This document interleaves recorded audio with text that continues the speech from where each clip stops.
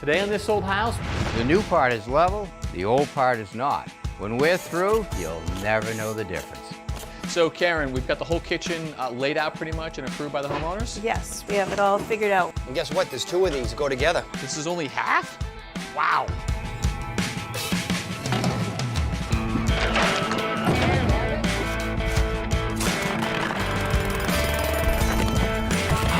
That's it.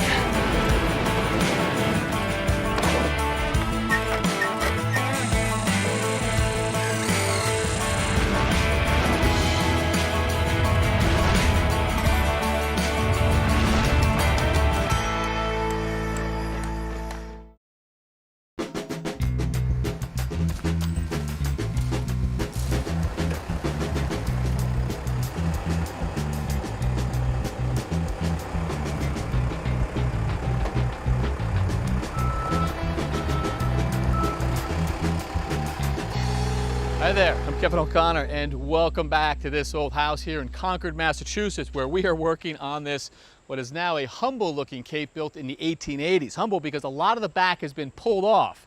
There was a two-car garage that came down, another two-car garage is going in with a second-story addition above it. Off the back right here, this shape, this is going to be a one-story office for our homeowner. A hallway leading back to this corner right here, where much of the new space is going. That's going to include a couple of decks, a lot of glass, a modern flair to it. And you can see the perimeter wall right down there, just above that footing. It goes all the way out to the right, and then it returns back to the left into that chimney, which is why Mr. McCullough is getting ready to do some flashing for us.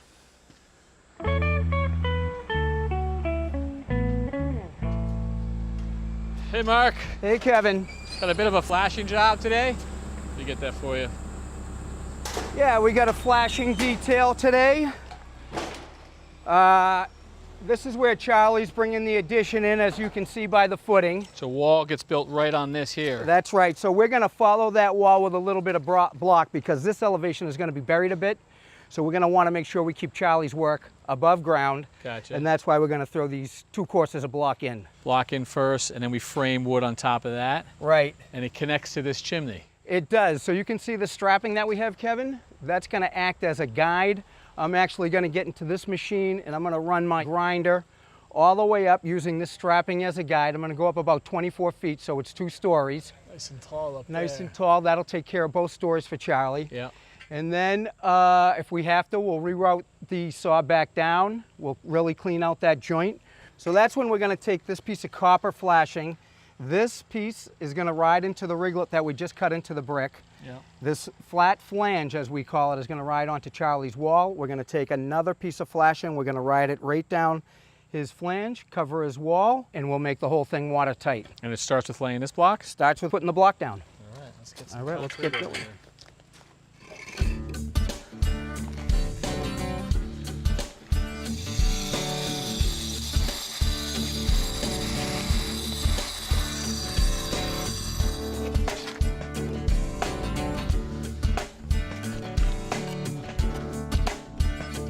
you.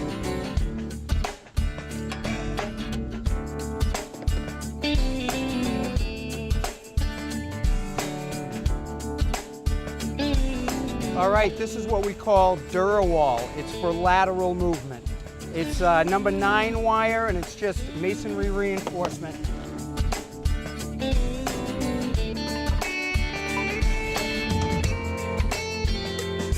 Perfect.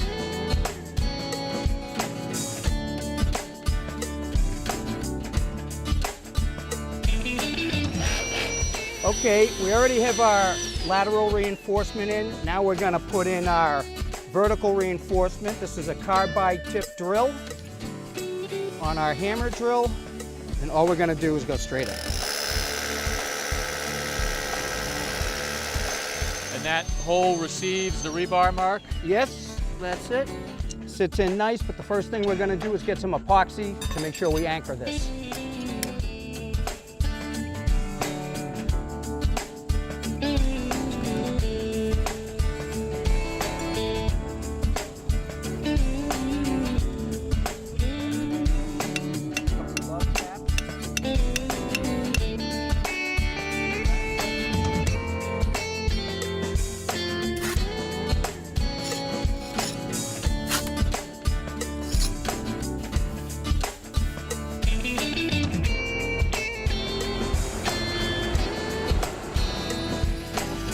right, so what we're gonna do, Kevin, is we're gonna take our grinder, we're gonna ride this piece of strapping all the way down, we're gonna use it as a guide, but once our riglet is cut in, strapping's gone.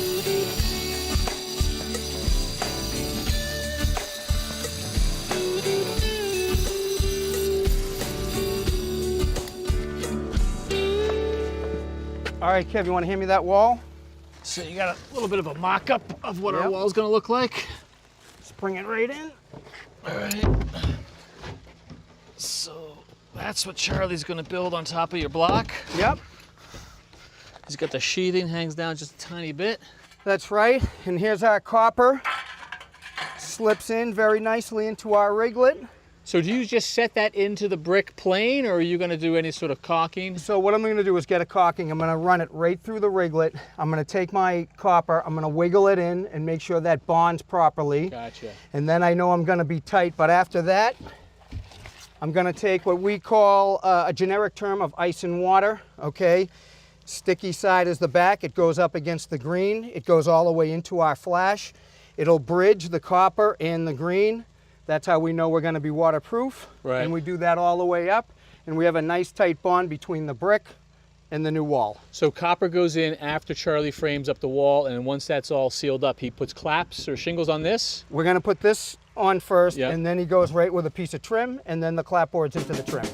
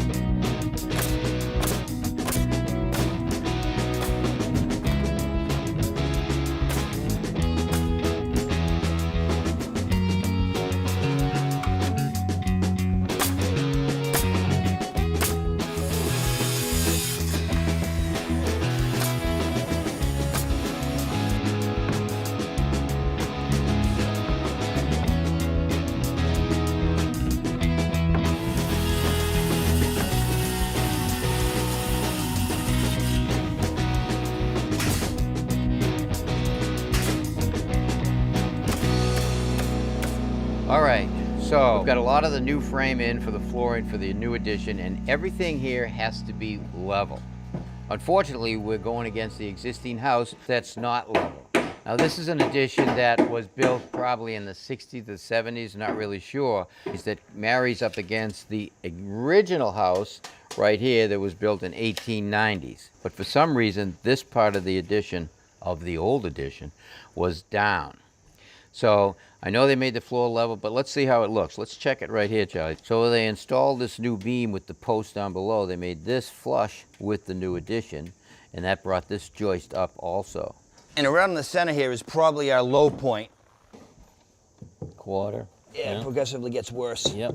3/8. There's 1/2 inch to 5/8 right there. So Yeah, so this was down right here, almost 3/4 if I can remember. But this is a wide open floor plan, and we want this floor, the transition from the old to the new, to be nice and even. What we could do is we could actually, well, I see three things that we could do. We could go down below, put a beam on the ceiling, and jack this up and just make it straight from this point to this point, because that's even there, right? It is. But the problem is the finished room down below, finished plaster ceiling. Oh, that's right, too. All right, so that's an option that we don't want to use right now. There was the other option that I was thinking that we can try break these nails free here and see if we can pull up the joist, make it flush with here, but then we got to worry about still cracking the ceiling. I think what we'll do is, you said this was about a 1/2 inch here? Yeah. And it goes up to nothing here? Yes. All right, so why don't we cut out a section of the floor? Let's come back here maybe 3 feet, take up these boards, and we'll either cut wedges to go on the top so they marry into the top of this flush here and they disappear down here, and we'll bring the new subfloor in across, and that should make everything straight. That'll work perfect. All right, let's pull some nails. All right.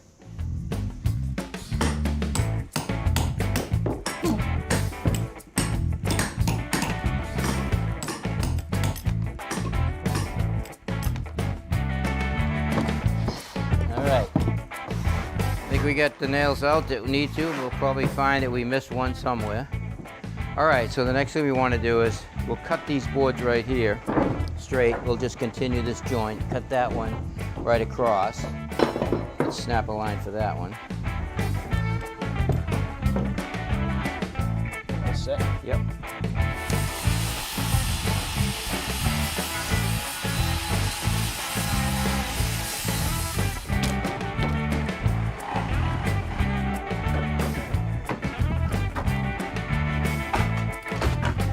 So what we need to do is bring this end up flush with that end. You can see it's not going to make it. Now I have 2 options.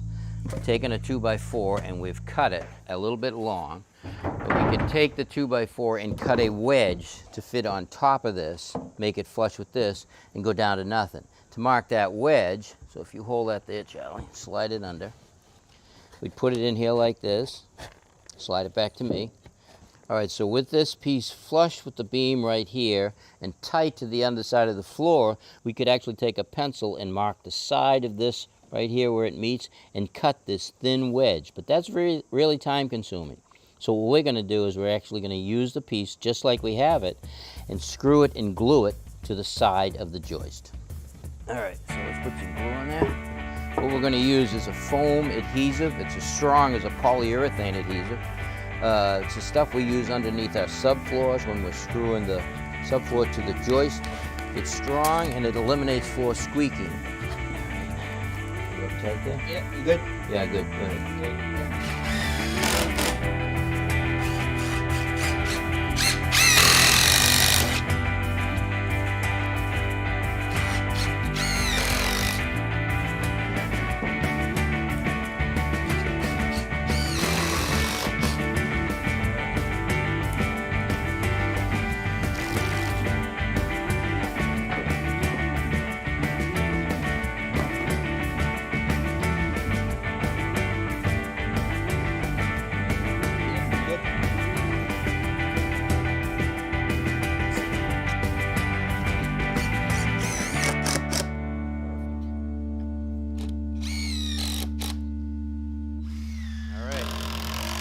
So that's perfect. Our transition is going to be great.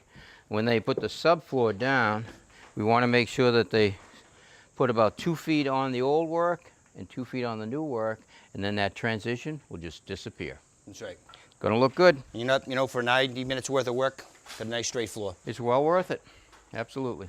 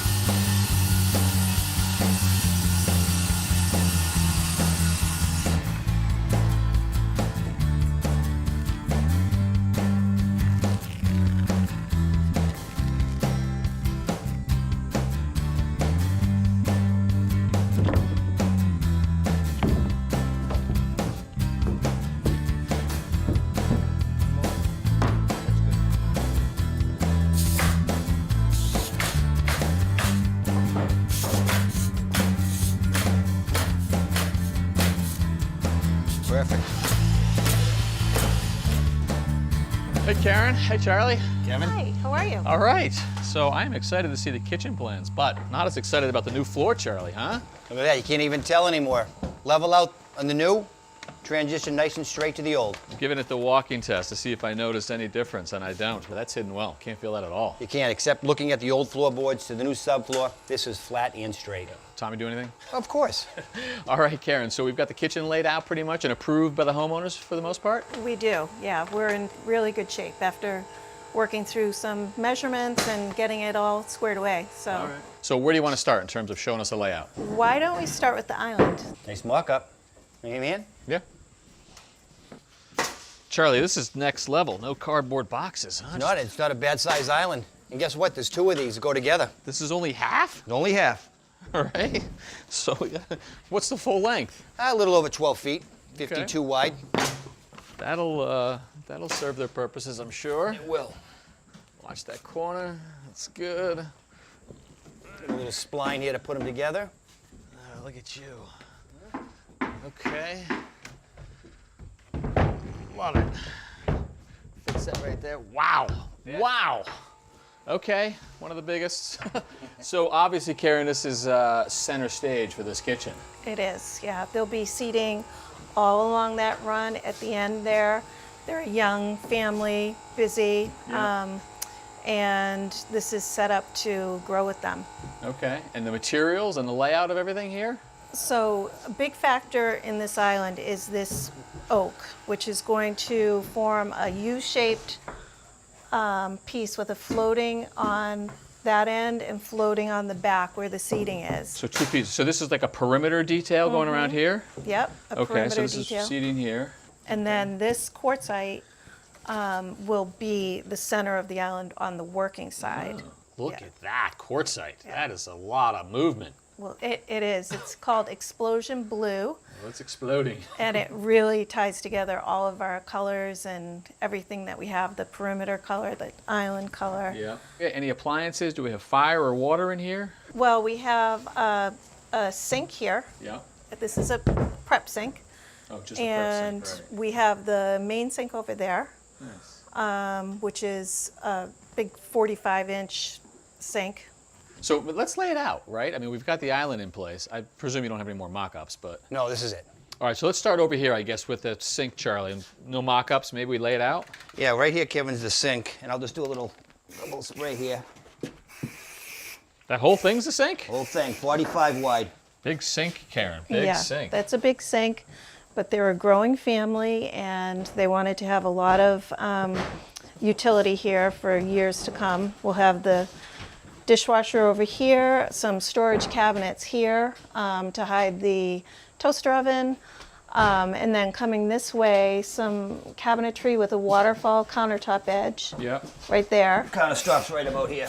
Okay. which allows the banquette seating to die into the side of the waterfall edge, and that will go around the corner. So corner banquette means little breakfast table in this side right here? Yes, we'll have an eat-in kitchen.